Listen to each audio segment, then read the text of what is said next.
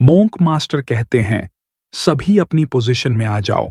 आज हम सब हॉर्स स्टैंसेस से स्टार्ट करेंगे। प्रोटैगनिस्ट सोचता है, हॉर्स स्टैंसेस से क्या इनका मतलब स्क्वाट्स है? प्रोटैगनिस्ट की नजरें दूसरे बच्चों पर जाती हैं। सबकी बॉडी दर्द से कांप रही है। सब एक्सरसाइज करने में काफी स्ट्रगल कर रहे हैं। प्रोटैगनिस्ट कहता है, आखिर इनके साथ क्या गलत है? अगर हम सब ऐसे ही एक्सरसाइज करते रहें तो हमारे जॉइंट्स कमजोर हो जाएंगे।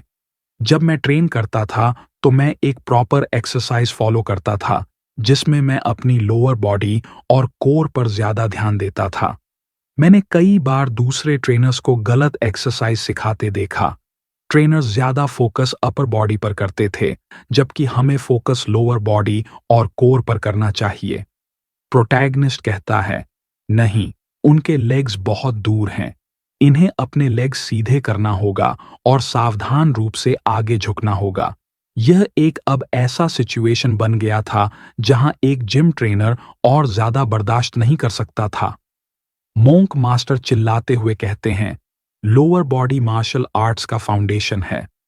प्रोटैगनिस्ट सोचता है, कौन जानता है हमसे ऐसा करने के लिए क्यों कहा जा रहा है? अगर तुम सब अपनी लोअर बॉडी से अपना बैलेंस बनाने में सक्षम नहीं हो, तो आप लोग किसी भी पंचिंग या स्टाफ टेक्निक में अपनी पूरी स्ट्रेंथ नहीं लगा सकते।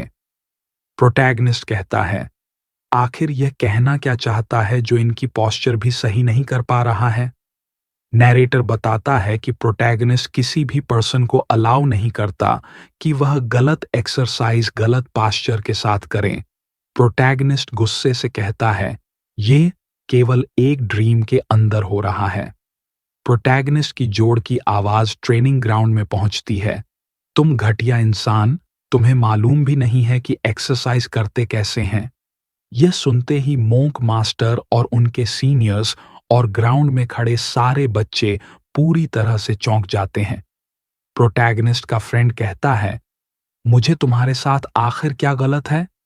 मोंक मास्टर गुस्से में चिल्लाते हुए कहते हैं, तुम बदमाश बच्चे, आखिर तुम्हारी हिम्मत कैसे हुई ट्रेनिंग सेशन के बीच में ग्राउंड में चिल्लाने की? मोंक मास्टर के फेलो क्लासमेट्स भी उसका सपोर्ट करते हुए कहते हैं, तुम्हारी हिम्मत कैसे हुई एक्सक्यूज बनाने की? अगर तुम्हें ट्रेनिंग टफ लग रही है, तुम्हें क्या लगता है ऐसा व्यवहार एक शाओलिन के डिसाइपल का हो सकता है? दूसरा मास्टर कहता है, अपनी पोजीशन में आओ अभी। प्रोटैगनिस्ट सोचता है, मुझे आश्चर्य है कि क्या यह इसलिए है कि यह एक मार्शल आर्ट्स नोबल है कि मैं उनकी चीख से उत्साहित हो चुका हूं, यहां तक कि मुझे वह कहना है जो कहा जाना चाहिए।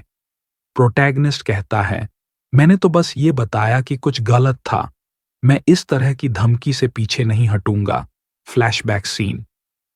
प्रोटैगनिस्ट अपने स्टूडेंट्स को ट्रेन किया करता था। वहां पर एक बच्चा कह रहा था, यह क्या? ये पॉसिबल है कि हम 3 महीने के अंदर 500 किलोग्राम वजन उठा सकें? मैंने ऐसा यूट्यूब पर देखा था। प्रोटैगनिस्ट ने बच्चे को बताया, तुम्हें अपनी एक्सरसाइज से ज्यादा फोकस करना चाहिए, यूट्यूब को छोड़कर। यह उस भयानक मेंबर से निपटने की तुलना में बहुत आसान है। सीनियर मंक का गुस्सा। सीनियर मंक गुस्से से कहता है, क्या तुम एक शाओलिन के डिसाइपल हो? क्या तुम कहना चाहते हो कि शाओलिन का ट्रेनिंग गलत है? प्रोटैगनिस्ट एक्साइटेड होते हुए सोचता है, वाह, ये ड्रीम कितना ज्यादा रियलिटी है। मैं बिल्कुल एक मार्शल आर्टिस्ट की तरह बोलूंगा। प्रोटैगनिस्ट कहता है, हाँ, अगर आप लोग ट्रेनिंग को ऐसे ही करते रहे तो आप सबके जॉइंट्स कमजोर हो जाएंगे कुछ साल बाद। मोंक मास्टर कहता है, यह सब एक एक्सक्यूज है जो कमजोर लोग बनाते हैं। प्रोटैगनिस्ट अजीब तरीके से उसकी तरफ देखते हुए कहता है, क्या मार्शल आर्ट्स उन कमजोर लोगों के लिए नहीं है जो अपनी बॉडी और माइंड को ट्रेन करें? लेकिन आप कह रहे हैं कि यह कुछ ऐसा है जो कमजोर लोग नहीं सीख सकते। ये क्या ही बकवास बात है? Discussion on enlightenment. मोंक गुस्से से आगे बढ़ता है। तभी उसके पीछे से दूसरा मोंक उसके कंधे पर हाथ रखते हुए कहता है, शाओलिन के सिखाने का तरीका अलग है और तुमने अलग तरीका बताया। हम मार्शल आर्ट से ट्रेन करते हैं ताकि हम खुद को सुधार सकें और प्रकाश प्राप्त कर सकें। प्रोटैगनिस्ट चतुर मुस्कान के साथ कहता है, अच्छा, ऐसी बात है? क्या आप कहना चाहते हैं कि शाओलिन ऐसी जगह है जहां कमजोर एनलाइटनमेंट नहीं गेन कर सकते? मोंक चिल्लाते हुए कहता है, नहीं, मेरे कहने का मतलब यह नहीं था। मेरा कहने का मतलब है, हम अपनी बॉडी को एक हॉर्स मैनर में ट्रेन करते हैं ताकि हम अपने दिमाग पर काबू पा सकें। इंसान का दिमाग काफी चंचल होता है। हम डिफिकल्ट टाइम में आराम करते हैं और बुद्ध विचार आसानी से हमारे माइंड पर अटैक कर देते हैं।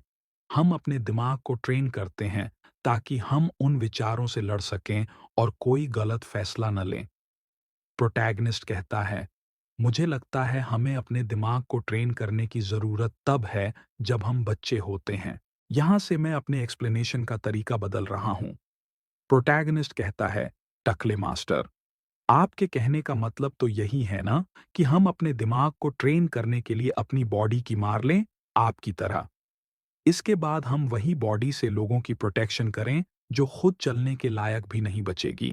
आगे चलकर आप सब ऐसे ही ट्रेनिंग करते रहे तो कुछ साल बाद दोनों टांग काम करना बंद कर देगी, उसके बाद तीसरी टंग भी काम करना बंद कर देगी। ऐसी बातें सुनकर बाकी सारे डिसाइपल्स डर जाते हैं। क्या हम लोग की तीसरी टांग काम करना बंद कर देगी? भाई, मेरी तो भी शादी भी नहीं हुई है। मैं तो शॉलिन ऐसे ही घूमने चला आया था। यह सब सुनकर टकले की प्रोटैगनिस्ट से फटने लगती है। प्रोटैगनिस्ट तब फर्स्ट क्लास डिसाइपल वाले मंक की तरफ इशारा करते हुए कहता है, आप उनसे पूछ सकते हो कि उनकी तीसरी टांग अभी तक कितनी ज्यादा कमजोर हो चुकी होगी। इस उम्र में वह एनलाइटनमेंट भी लेकर क्या ही करेंगे जब उनकी तीसरी टांग काम ही नहीं करेगी। प्रोटैगनिस्ट को मास्टर के तीसरे टांग की बात करते हुए देखा, टकले की फट जाती है। मास्टर पूरी तरीके से गहरी सांस लेते हैं और पूरी जोर से चिल्लाते हुए अपनी एनर्जी दिखाते हैं कि मेरी टांग अभी एकदम सही सलामत है, उसके अंदर कोई कमजोरी नहीं है। अगर तुम्हें ट्राई करना है तो आ जाओ, दिखाता हूं उसमें कितनी ताकत बची है। वह यह बात इतनी जोर से चिल्लाकर कहते हैं कि सबके कानों में दर्द हो जाता है। प्रोटैगनिस्ट मास्टर का प्रेशर फील करते हुए कहता है, तो ये होती है एक फर्स्ट क्लास डिसाइपल की पावर। मास्टर के संत होते ही एनवायरनमेंट में खामोशी सी छा जाती है। मास्टर आगे बढ़ते हुए कहता है, तुम्हारे कहने का मतलब है यहाँ की मार्शल आर्ट गलत है।